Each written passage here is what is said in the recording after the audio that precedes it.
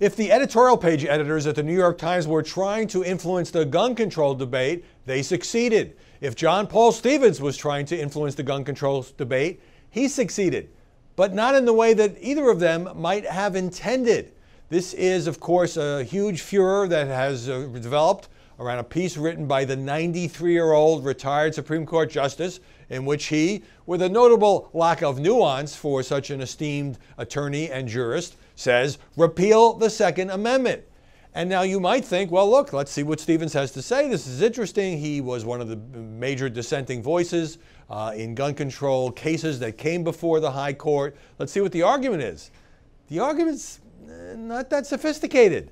Stevens writes, and this is a guy who was appointed by Gerald Ford, but became one of the more liberal voices on the court, shall we say, that we should get rid of the Second Amendment on the right to bear arms because it's a relic of the 18th century.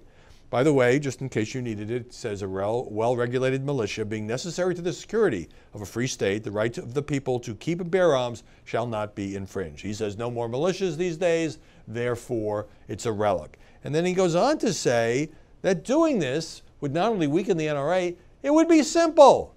Okay, even if you weren't dealing with one of the most emotional and divisive issues on the political landscape, 2/3 majority vote in both the House and the Senate and approval required by 3/4 of the state, it would be simple.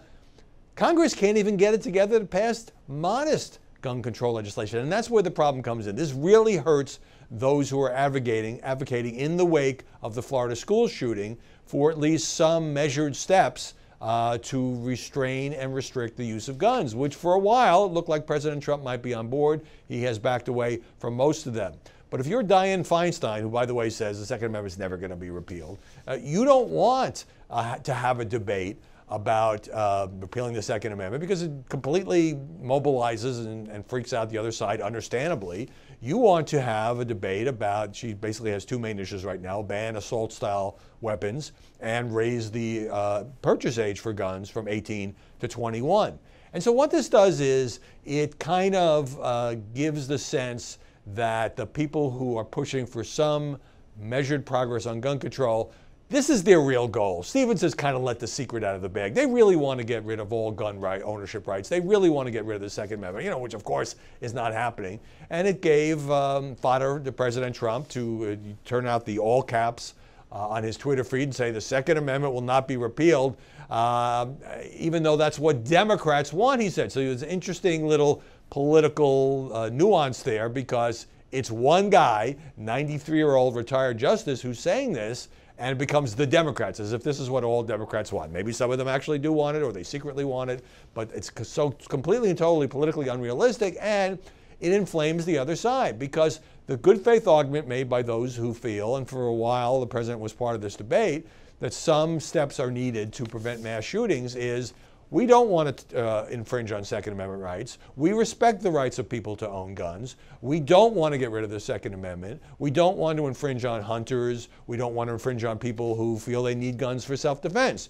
What they say is, but do you need these AR-15 type weapons with high magazine capacity where you can basically shoot a lot of people in a short period of time? So John Paul Stevens, I guess he probably wanted to have his voice be heard. But by doing it, he really has given, he really has kind of weaponized the issue. I guess I shouldn't use that phrase, for the other side. And finally, I saw somebody on Dan Abrams' Law and Crime site who said this was irresponsible of the New York Times op-ed page to publish this. Well, no, it wasn't. I mean, it's an op-ed page which is supposed to publish provocative points of view, whether or not they're politically realistic.